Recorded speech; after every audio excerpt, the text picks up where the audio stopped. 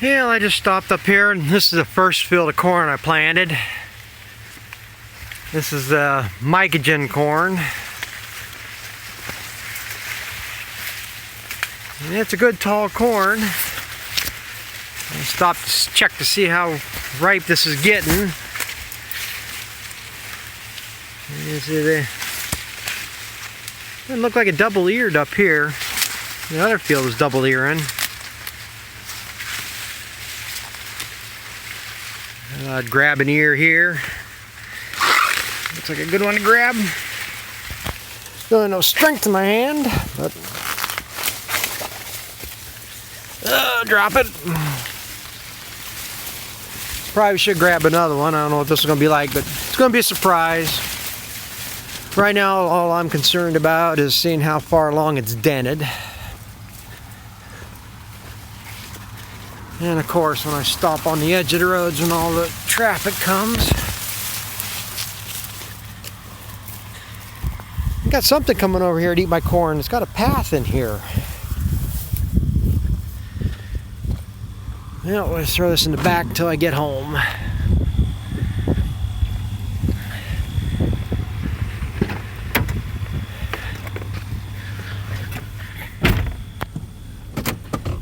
Yeah, that's the first field I planted in mycogen. And this field here, this field I just do for bedding hay, a bunch of bedding. Haven't picked up there yet. I got to come up here and look at this strip. That looks like it might be worth cutting to chop off, which would be more hay than I figured on right now, because that's where I'm just coming back from, getting my silo bags. This is one of the next to last field I planted. Probably gonna see it up over all that, but that's that'd be that Huebner corn.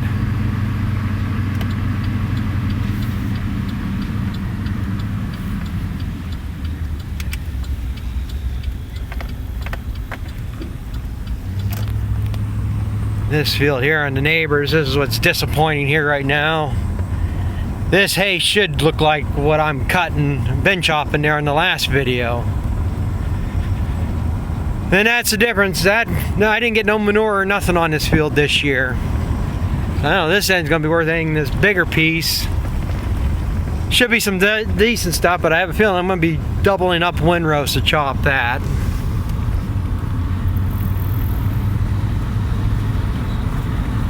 And this field here, I'm worrying about right now. I've been spreading manure on that field. There ain't gonna be much there anyhow. I'm gonna start hauling that hay up there too. This piece here might be worth cutting, but I think I'm just gonna let it lay for the year. It's not the best hay in there. Depends. I get that hay off, we get decent weather towards October, I might bale it up just to feed it out. This is just a little garden piece of corn. That's all Huebner. Right there is what I'm working on chopping now. Got more up there. Getting more hay than I figured on. So I got a load sitting on the wagon right now. And I'm not sure I can get it all in the bag that I'm working on right now. So that's I had to go get back. I was going to do it yesterday, but everybody else started showing up. Now this is ground that I actually own. All that other stuff is relatives. I chopped that side. This side here I'm going to bale off. I spread manure on that earlier this summer, so I'm going to bale that off. Should be able to get it dry here yet.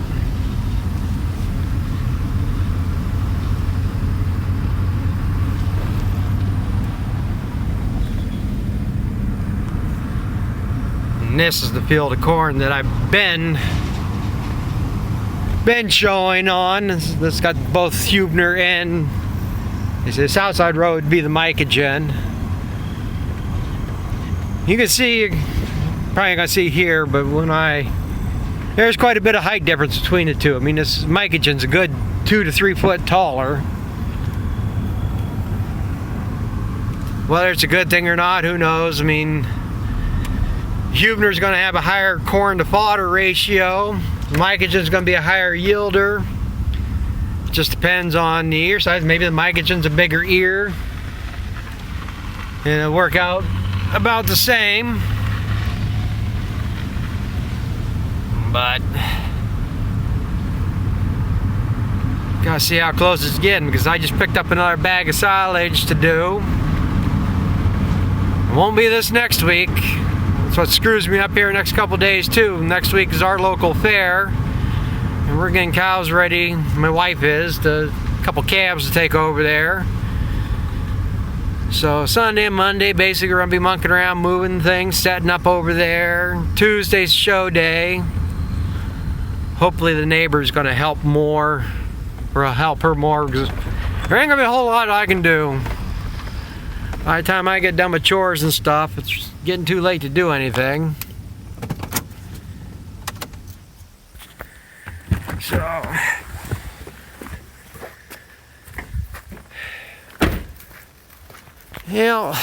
let me go over here. I'm gonna grab a ear of this Huebner and we can look at them both. I'm going to pause while I do that, because the video will get too long and I'll probably fall on my face crossing a ditch, and I don't want that on video. Yeah, this corn ain't very tall. It's not much over my head. I'm 5'10", 5'11". Now I know over in that back corner over there, when I was mowing hay, it looks a lot taller over there. And these are a little bit spindlier ears, smaller. I don't know, I've said it before, the biggest thing is it needs lime. Yeah, that looks like a pretty decent ear to be checking. Got good ear retention on it, that's for sure. Now we'll get back over to the trailer. Yeah, we got a little bit of time here yet. Good and bad, but this is the Mycogen. You can just see it's really just starting to dent. So probably got at least another 10 days, 2 weeks on that. This is the Huebner,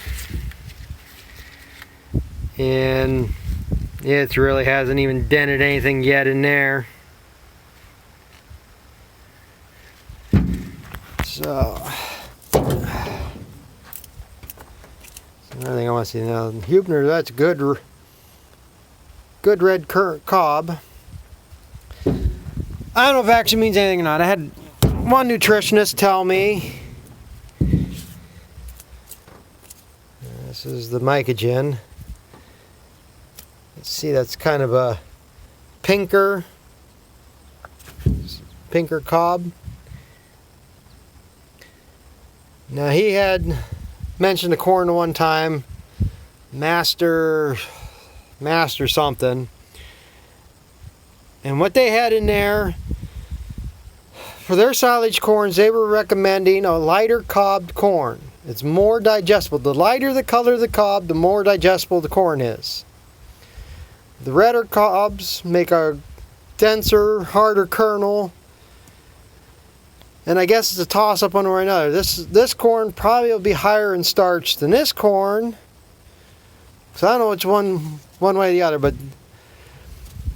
their theory was, or what they were talking was, the lighter the cob, the more digestible the corn was for silage.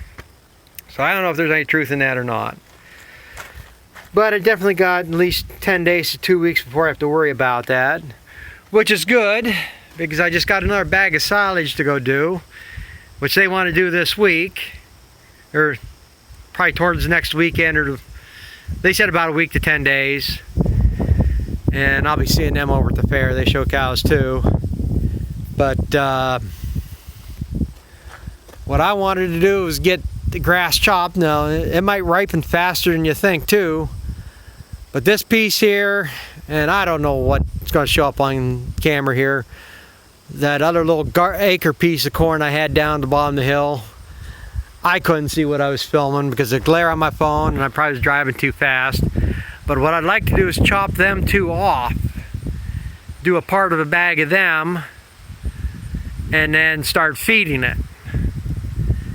And then the rest of the stuff I can chop when it gets more ready.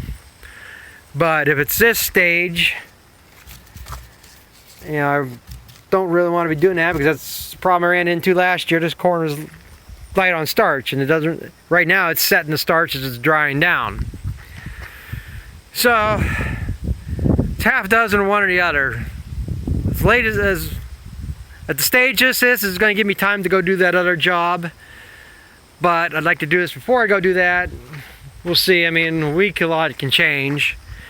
The thing I'm not crazy about is getting this place. I mean, it's, oh, they're probably at least 15 miles away, maybe probably further than I think. I'm not exactly sure where they're at. I know area-wise, but they're over towards Ohio more. But like I say, I need the money. If they get going, you know, 2 days over there, the only thing would be nice is if I could go over to do that, come back, do the one I normally do. It'd save me a lot of travel time and unfolding this thing, because I'll have to go over there, do that, bring it back here, do some of mine, go over, do hers, whatever. But however it works out. But that's it right now. My corn's ways off here yet. But I went and got the bags I needed. I need at least 3 for myself. It should be 2 for corn. One of these is going on the bagger now, and I don't know if I'm going to get it completely full of grass here yet or not, because I got another 20, 25, I probably got close to 30 acres yet to chop. And I've already filled the one bag. So there'll probably be damn near another bag here.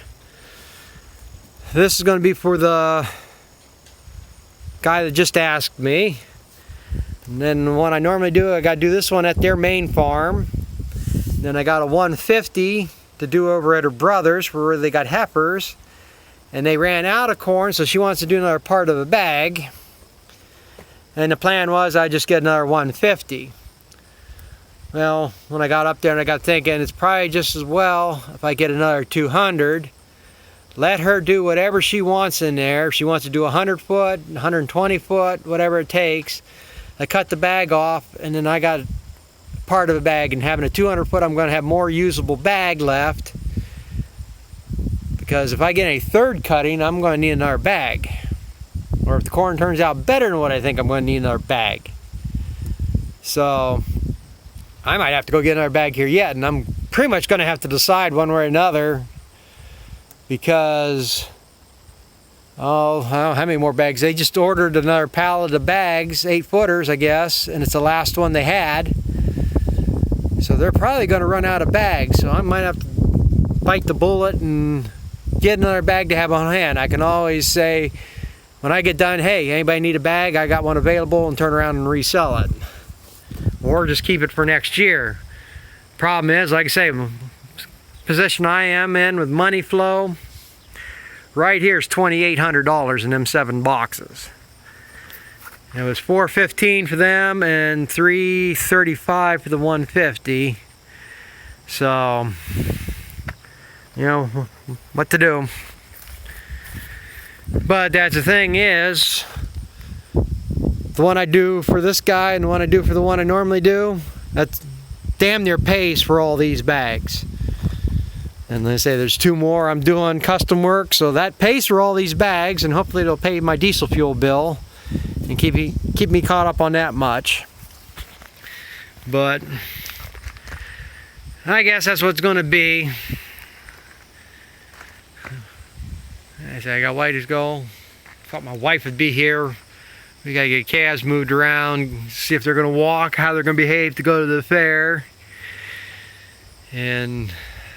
But what I got to do now is I'm going to go unload my load of silage to finish out that bag, and hopefully I can get that bag removed, because I have no idea what I'm going to do with it. I got a whole other debacle over there with that. I don't know what I'm going to do here yet, but I have an idea and probably what I'm going to do to save time, but who knows.